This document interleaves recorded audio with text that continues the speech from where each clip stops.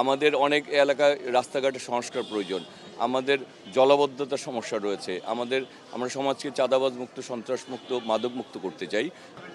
আমি এই এলাকার ছেলে, আমার রাজনৈতিকভাবে এই এলাকার সাথে আমি ৩৮ বছর যাবৎ জড়িত। এই এলাকার রাজনীতি করে একটা তৃণমূল পর্যায় থেকে এই পর্যন্ত এসেছি।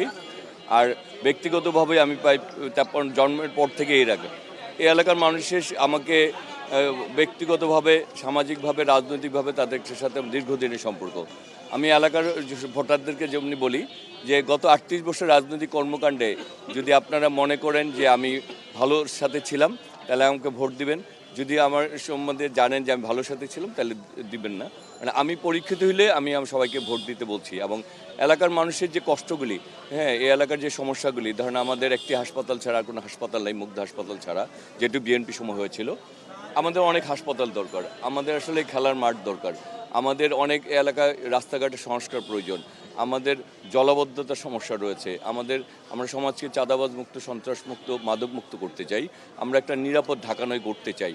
আমরা চাই এলাকার উন্নয়নে কাজ করতে। এবং এলাকার মানুষ মনে করে যে যেহেতু তাদের এলাকার ছেলে, ঘরের সন্তান, যে কোনো সমস্যা, যে কোনো ব্যাপারে আমার সাথে তারা কথা বলে, সবার সাথে আলোচনা করে একটা সিদ্ধান্তে আমরা পৌঁছে সম্মিলিতভাবে, ঐক্যবদ্ধভাবেই আমরা এলাকার উন্নয়নের ব্যাপারে কাজ করতে পারবো। এবং তারা আজকে সেই কারণে আমি প্রচুর ভালোবাসা পাচ্ছি, স্নেহ পাচ্ছি। আমি এই নির্বাচনে আমার দল যদি আমাকে প্রার্থী না করতো তাহলে আমি জানতামই না কোন দিন আমি এত মানুষের এত ভালোবাসা অর্জন করেছি। সাধারণ মানুষ কি আপনাকে দলের ব্যক্তি হিসেবে আপনাকে বেছে নেবে, না আসলে প্রতীক হিসেবে বেছে নেবে বলে মনে করছেন?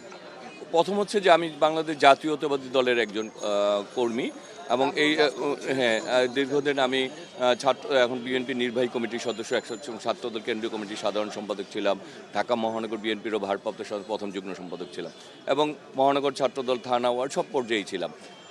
আমার এই দীর্ঘদিনের রাজনৈতিক অভিজ্ঞতা, অবশ্যই আমি প্রথম বাংলাদেশ জাতীয়তাবাদী দলে ধানের শীষ প্রতীকের প্রার্থী, এটাই আমার প্রথম পরিচয়।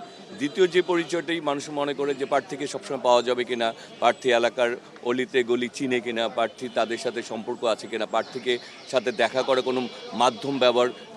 আমি এই জায়গাটা, এই দীর্ঘদিনে ৩৮ বছর রাজনীতিতে এই জায়গাটা অর্জন করতে পেরেছি যে মানুষ এই এলাকার কল্যাণের জন্য এবং যেটা নেয় সে ব্যাপারে দেখা করার জন্য আমার জন্য কখনোই কোনো মাধ্যম ব্যবহার করতে, যে কোনো সময় যে কোনো লোক আমার বাসায় দেখা করতে পারে। আর আমি একটা কথা সবসময় বলি যে আমার বাসাটা ছোট, দরজাটা ছোট, কিন্তু মানসিকতাটা ইনশাল্লাহ অনেক বড়।